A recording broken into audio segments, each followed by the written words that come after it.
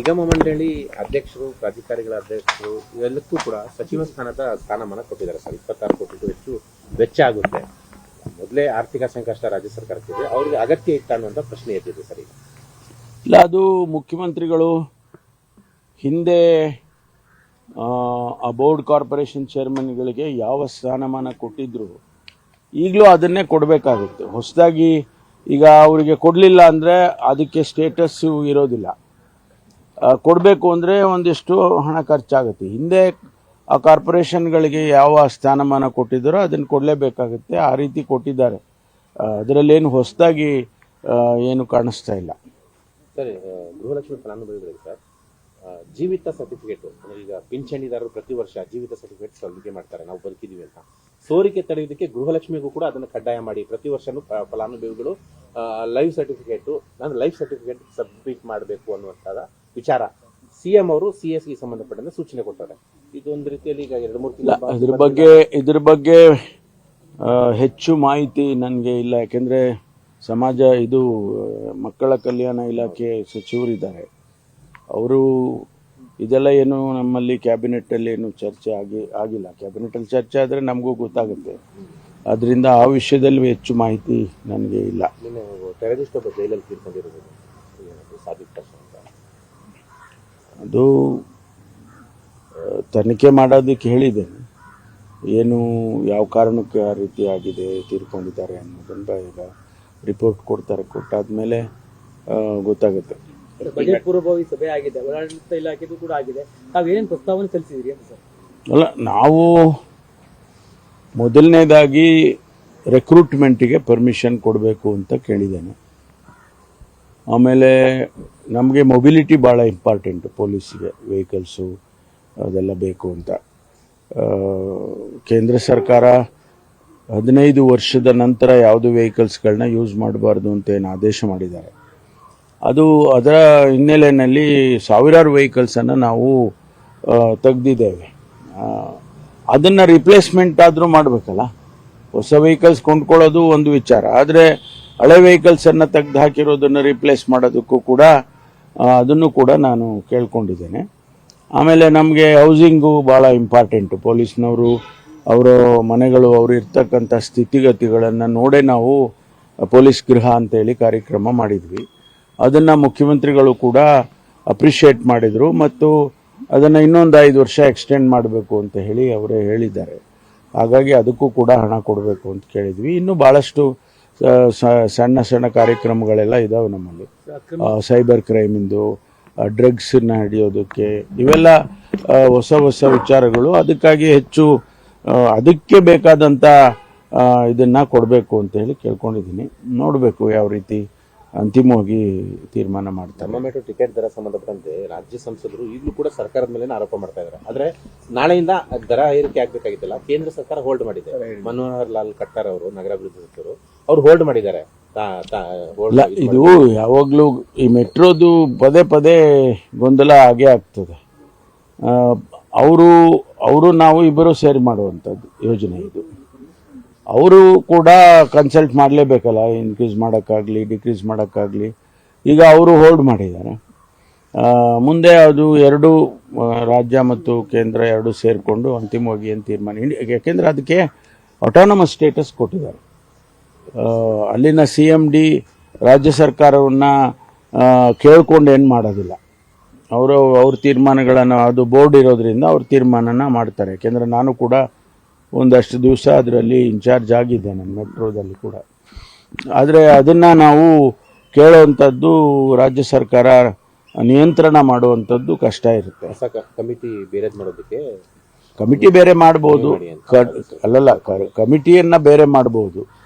Committee ಮಾಡಿದ ಕ್ಷಣ ನಮ್ಮನ್ನು ಕೇಳೇ ಮಾಡ್ತಾರೆ ಅಂತ ಏನಿಲ್ಲ. ಅವರು ಅವ್ರದ್ದೇ ಆದಂಥ ಡೈರೆಕ್ಷನ್ಸ್ಗಳು ಕೇಂದ್ರ ಸರ್ಕಾರದಿಂದ ಬಂದಿರುತ್ತೆ. ಆ ಹಿನ್ನೆಲೆಯಲ್ಲಿ ಮಾಡ್ತಾರೆ. ಹೊಸ AI ಸಾಫ್ಟ್ವೇರ್ಗೆ ಸಾಕಷ್ಟು ಈಗ ಆಕ್ಷೇಪ ಬರ್ತಾ ಇದೆ ಸರ್. 67 ಕೋಟಿ ರೂಪಾಯಿನಲ್ಲಿ ನೀವು ಸೋಷಿಯಲ್ ಮೀಡಿಯಾ ಕಂಟ್ರೋಲ್ ಮಾಡೋಕ್ಕೆ, ಅಂದರೆ ಯಾರು ದ್ವೇಷ ಮೆಸೇಜು, ತಪ್ಪು ಮೆಸೇಜು, ಇವೆಲ್ಲ ಮೆಸೇಜ್ಗಳನ್ನ ಕಂಟ್ರೋಲ್ ಮಾಡೋಕ್ಕೆ ಮತ್ತು ನಿಗಾ ಇಡೋದಕ್ಕೆ AI ಸಾಫ್ಟ್ವೇರ್ ಅಗತ್ಯ ಐತೆ ರಾಜ್ಯಕ್ಕೆ? ಟಾರ್ಗೆಟ್ ರಾಜಕಾರಣ ಆರೋಪ. ನೋಡಿ, ಒಂದು ಕಡೆ ಸೈಬರ್ ಕ್ರೈಮ್ ಜಾಸ್ತಿ ಆಗ್ತಾ ಇದೆ, ಸೋಷಿಯಲ್ ಮೀಡಿಯಾ ಎಫೆಕ್ಟು ತುಂಬ ಜಾಸ್ತಿ ಆಗ್ತಾ ಇದೆ. ಅದರಿಂದ ಅನಾಹುತ ಆಗುತ್ತೆ. ಭಾಳ ಜನ ಅದರಿಂದ ಸತ್ತಿರೋದು ಕೂಡ ನಾವು ಉದಾಹರಣೆ ತಗೋಬೋದು. ಆಮೇಲೆ ಸಾವಿರಾರು ಕೋಟಿ ರೂಪಾಯಿ ಬಿಸ್ನೆಸ್ಗಳು ಹಾಳಾಗಿದೆ. ಆಮೇಲೆ ಈ ದ್ವೇಷದ ರೀತಿಯಲ್ಲಿ ಟೆರರಿಸ್ಟ್ಗಳು ಇನ್ವಾಲ್ವ್ ಆಗೋ ರೀತಿಯಲ್ಲಿ ಮತ್ತು ಬೇರೆ ಬೇರೆ ಸಮಾಜದ ದೃಷ್ಟಿಯಿಂದ ಇವೆಲ್ಲ ನಡ್ಕೊಂಡು ಬರ್ತಾ ಇದೆ. ಇದನ್ನು ನಿಯಂತ್ರಣ ಮಾಡಬೇಕು ಅಂತ ಒಂದು ಕಡೆ ಹೇಳ್ತಾರೆ. ಜನ ಏನು ಎಕ್ಸ್ಪೆಕ್ಟ್ ಮಾಡ್ತಾರೆ, ಈಗ ನೀವು ಸೈಬರ್ ಕ್ರೈಮ್ನಲ್ಲಿ ಇಷ್ಟೆಲ್ಲ ಆಗ್ತಾ ಇದೆ, ನೀವೇನು ಮಾಡೋದಿಲ್ಲ ಅಂತ ಹೇಳ್ತಾರೆ. ಅದನ್ನು ನಿಯಂತ್ರಣ ಮಾಡೋದಕ್ಕೆ ಆ ಸಾಫ್ಟ್ವೇರ್ಗಳು ಅವೆಲ್ಲ ಅಗತ್ಯ ಇದೆ ಅಲ್ವಾ? ನಾವೇ ಮಾಡಿಕೊಂಡ್ರೆ ಅದು ಬೇರೆ ವಿಚಾರ. ಅದಕ್ಕೆ ಹಣ ಖರ್ಚಾಗ್ತದೆ ಅಂದರೆ ಈಗ ತೆಲಂಗಾಣದಲ್ಲಿ, ಆಂಧ್ರದಲ್ಲಿ ಅಲ್ಲೆಲ್ಲ ಇನ್ನೂ ಹೆಚ್ಚೆಚ್ಚು ಖರ್ಚು ಮಾಡಿದ್ದಾರೆ. ಇನ್ನೂ 200-300 ಕೋಟಿ ರೂಪಾಯಿ ಖರ್ಚು ಮಾಡಿದ್ದಾರೆ. ಅದಕ್ಕೆ ಒಂದು ಪ್ಲ್ಯಾಟ್ಫಾರ್ಮ್ ರೆಡಿ ಮಾಡ್ಕೋಬೇಕು, ಅದಕ್ಕೆ ಸೈಬರ್ ಸೆಂಟರ್ ಮಾಡ್ಕೋಬೇಕು. ಇವೆಲ್ಲ ಈಗ 1,000 ಕೋಟಿ ತಾವೇ ನೋಡಿದ್ರಿ ಇವತ್ತು ಮಾಧ್ಯಮದಲ್ಲಿ ಕೂಡ ನಮ್ಮ ಮೊಹಂತಿ ಅವರು DG in charge of cyber crime ಅವರು 1,000 ಕೋಟಿದ್ದು ಲೆಕ್ಕ ಹೇಳಿದ್ದಾರೆ. ಹಾಗಿರುವಾಗ ಇದರ ಅಗತ್ಯತೆ ಇದೆಯಾ ಇಲ್ವಾ ಅನ್ನೋದನ್ನ ನಾವುಗಳೇ ಪ್ರಶ್ನೆ ಮಾಡ್ಕೋಬೇಕು. ಒಂದು ಕಡೆ ನಿಯಂತ್ರಣ ಮಾಡ್ಕೋಬೇಕು, ಒಂದು ಕಡೆ ಅದನ್ನ ನಿಲ್ಲಿಸಬೇಕು, ಮಾನಿಟರ್ ಮಾಡಬೇಕು. ಇದೆಲ್ಲಕ್ಕೂ ಒಂದಿಷ್ಟು ಹಣ ಖರ್ಚಾದೇ ಆಗುತ್ತೆ. ಜನರ ಖಾಸಗಿತನಕ್ಕೆ ಧಕ್ಕೆ ಆಗುತ್ತೆ ಅನ್ನೋ ಆರೋಪವು ಕೂಡ ಮಾಡ್ತಾ ಇದ್ದಾರೆ. ನೋಡಿ, ಹಂಗೆ ನೋಡಿಕೊಂಡ್ರೆ ಭಾಳಷ್ಟು ಅಂಥ ವಿಚಾರಗಳಿದ್ದಾವೆ.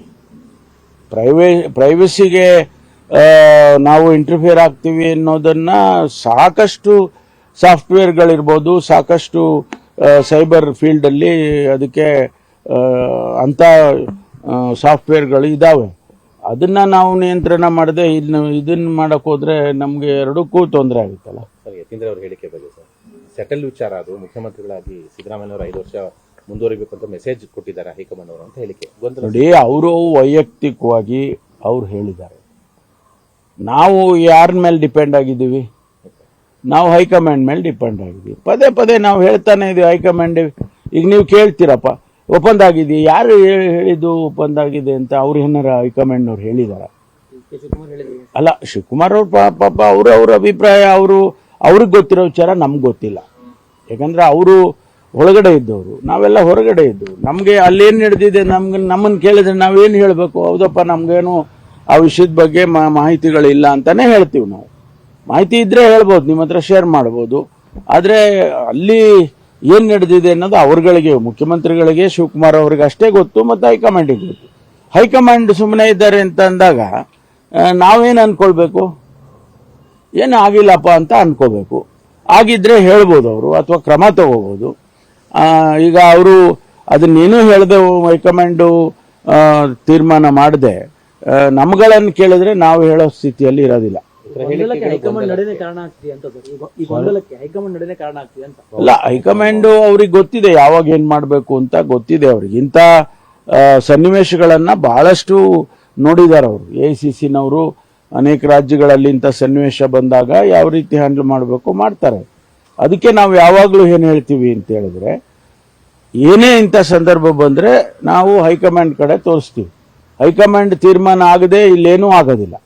ಹೈಕಮಾಂಡ್ ಅಂತಿಮ ತೀರ್ಮಾನ ಅವ್ರದ್ದು ವಿನಃ ನಾವುಗಳ್ಯಾರು ಅನೇಕ ಜನ ಸ್ಟೇಟ್ಮೆಂಟ್ಗಳು ಕೊಡ್ಬೋದು, ಆ ಸ್ಟೇಟ್ಮೆಂಟಿಗೆ ಅಷ್ಟೇ ಸ್ಥಿಮಿತ ಆಗುತ್ತೆ.